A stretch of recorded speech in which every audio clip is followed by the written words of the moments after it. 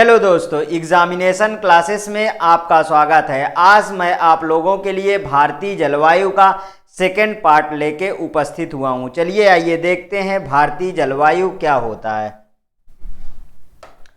देखिए, इसके पहले हमने डायग्राम बना के जैसे समझे थे उसी तरीके आज भी हम डायग्रामेटिकली जो है इसको समझते हैं। देखिए, भारतीय जलवायु में मैंने जो है हवाओं के बारे में बात कर लिया था और भी बहुत सारी चीज़ें डिस्कस कर दिया था। आज देखते हैं पछुआ जटधारा के दक्षिणी शाखा के बारे में देखते हैं। देखिए, पछुआ जटधारा जो है मध्य एशिया से उठता है। मध्य एशिया से उठने का मतलब ये जो है एक शीत ऋतु का चक्रवात है। क्या है दोस्तों? जैसा आपने सुना, शीत ऋतु का चक्रवात है।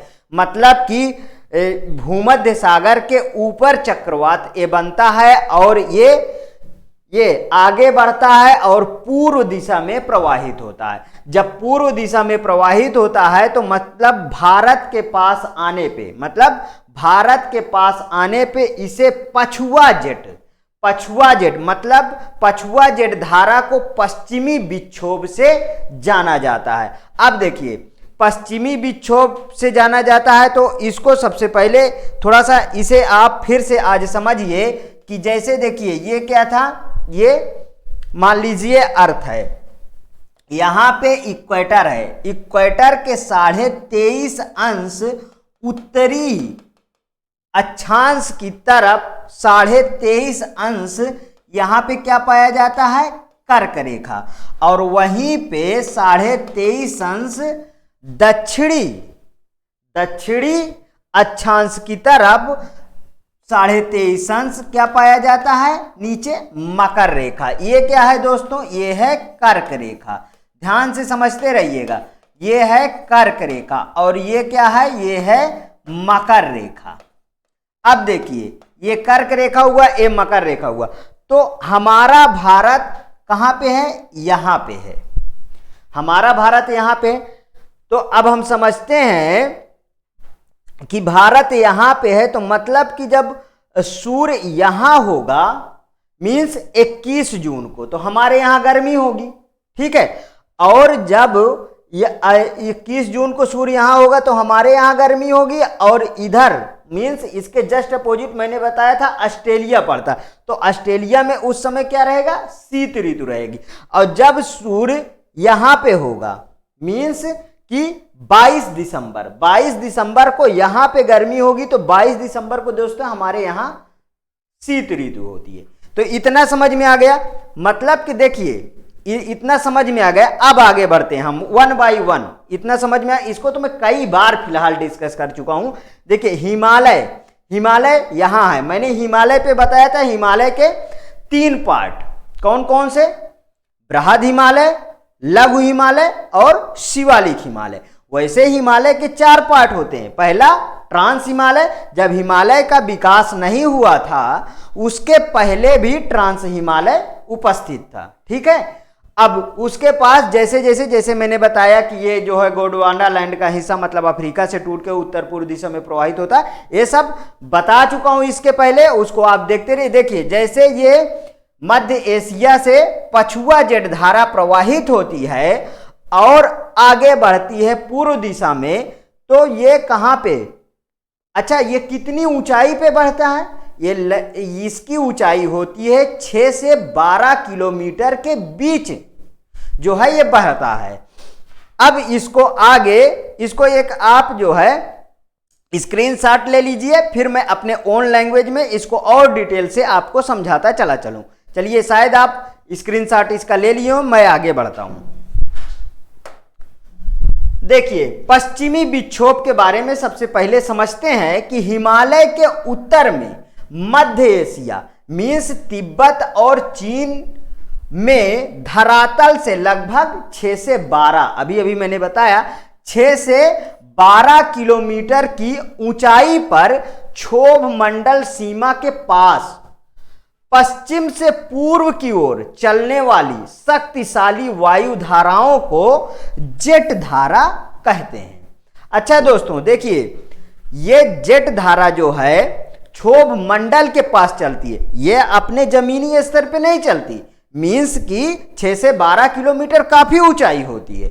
अब अगर देखिए तो मैं बात करूं हिमालय की, तो हिमालय की औसतन ऊंचाई जो है 6000 मीटर से ऊपर है, 6000 मीटर से। और वहीं पे प्रायद्वीपीय भारत की मैं बात करूं तो कि 800 मीटर से ऊपर है। तो 6000 मीटर तो काफी होती है ना, तभी तो जेड धारा को 2 पार्ट में डिवाइड कर देता है, तभी तो जेड धारा को 2 पार्ट में डिवाइड कर देता है। एक जो है आपका जम्मू कश्मीर के ऊपरी हिस्से में चीन की तरफ प्रवाहित होता है, और दूसरा जो है अपने हिमाचल प्रदेश, उत्तराखंड और इसी की ब्रांच से उत्तर प्रदेश, लगभग पंजाब, लगभग की पश्चिमी बिहार तक बारिश करता है। यही पछुआ जेड धारा जो है, अच्छा अगर इसमें नमी रहेगी, अब नमी कैसे इसमें रहेगी, बीच में ये काला सागर वगैरह पड़ते हैं, तो वहां से काफी नमी जो है, कैस्पियन सागर, काला सागर इसके बीच में पड़ते हैं, काफी नमी एक्सेस कर लेता है, जिससे पश्चिमी बिहार तक इससे बारिश होती है। हाँ, पश्चिमी बिहार तक इससे बारिश होती है। आगे देखिए, जब शीत ऋतु में सूर्य दक्षिणायन होता है, मीन्स अभी जो है सूर्य कहाँ 21 जून को उत्तरायण था, जैसे मैंने अभी बताया। अब देखिए शीत ऋतु में सूर्य दक्षिणायन चला जाता है। जब दक्षिणायन होता है तब जेट धारा, यहां पे देखिए ये, यहां पे मैंने कर्क रेखा बताया, यहां पे मकर रेखा। तो जैसे जैसे सूर्य इधर आता है, जैसे जैसे सूर्य इधर आता है, तो पूरा का पूरा जेट धारा भी कैसे नीचे को आएगी, जाहिर सी बात है नीचे को आएगी। तो देखिए जेट धारा भी थोड़ा दक्षिण की ओर खिसक आती है, तब हिमालय बीच में आ जाता है, इसीलिए 2 धाराओं में जेट धारा बट जाती है। इतना समझ में आया।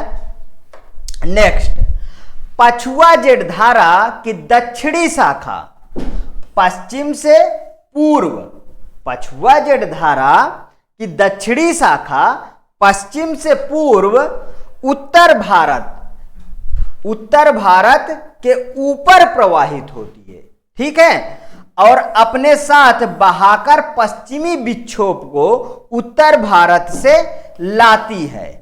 और यह दक्षिणी शाखा उत्तर भारत के जाड़े के मौसम में विशेष असर डालती है। देखिए 2 तरीके के हमारे यहां वर्षा होती है, एक गर्मी के ऋतु में, एक गर्मी के सीजन में, और एक जाड़े के सीजन में। गर्मी के सीजन में अरब सागर मीन्स हिंद महासागर से जो हवाएं चलती हैं, मीन्स अरब सागर से होते हुए फर्स्ट मानसून 1 जून को केरल से टकराता है, 1 या 2 जून मान लीजिए, केरल से टकराता है, और वो लगभग 22 जुलाई को दिल्ली पहुंचता है। मतलब फिर पूरे भारत में फैल जाता है 22 जुलाई तक, और पूरे भारत में वर्षा करता है। कब तक? 15 सितंबर तक। कब तक बारिश करता है?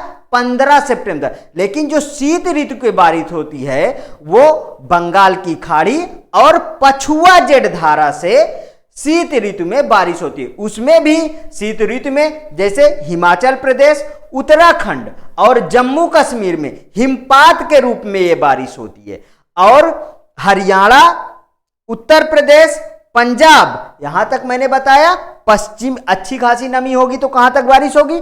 पश्चिमी बिहार तक। इसमें जो है बूंदे के रूप में बारिश होती है। ये किससे होती है शीत ऋतु में? यह जो है पछुआ जेट धारा से। हाँ देखिए, जब जम्मू कश्मीर, उत्तराखंड, हिमाचल प्रदेश में जो बारिश होती है उससे सेब को बहुत ही लाभ होता है। वहीं पे हमारे उत्तर प्रदेश, पंजाब, हरियाणा में शीत ऋतु में जो बारिश होती है उसमें रबी की फसल को बहुत ही फायदा होता है, ये पछुआ जेट धारा की बारिश से। अब आगे बढ़ते हैं। जाड़े के मौसम में विशेष असर डालती है। यही कारण है कि उत्तर भारत में जाड़े में बारिश बूंदों के रूप में होती है। पश्चिमी विक्षोभ द्वारा उत्तर भारत के पहाड़ी क्षेत्र में हिमपात होता है। हिमपात होता है, बर्फ के रूप में बारिश होती है। ठीक है, बर्फ के रूप में बारिश होती है, अभी अभी मैंने जैसा कि बताया। अब देखिए यह एक क्या है, पश्चिमी विक्षोभ क्या है, एक शीतोष्ण चक्रवात है। शीत ऋतु में यूरोप में भूमध्य सागर में शीतोष्ण चक्रवात का जन्म होता है। यह पछुआ जेड धारा होता है। दोस्तों ये गलत लिखा, इसको बना लीजिए। जेड धारा के माध्यम से पश्चिम से पूर्व की ओर प्रवाहित होने लगता है। यह शीतोष्ण चक्रवात पश्चिम से पूर्व की ओर प्रवाहित होने लगता है। बीच में भूमध्य सागर, काला सागर, कैस्पियन सागर के ऊपर से प्रवाहित होने के कारण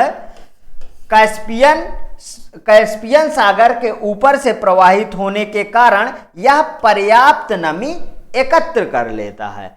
यह शीतोष्ण चक्रवात जब पछुआ जेड धारा के द्वारा प्रवाहित होकर भारत में प्रवेश करता है, तब इसे हम पश्चिमी विक्षोभ नाम देते हैं। क्या देते हैं? पश्चिमी विक्षोभ नाम देते हैं। यह आर्द्र हवाएं होती हैं। पश्चिमी विक्षोभ के समय रबी की फसल होती है। क्या कौन सी फसल होती है दोस्तों? रबी की फसल होती है। पहाड़ी क्षेत्र में सेब के लिए लाभदायक है और पश्चिमी विक्षोभ से ही हिमालय की चोटियों पर हिमपात होता है।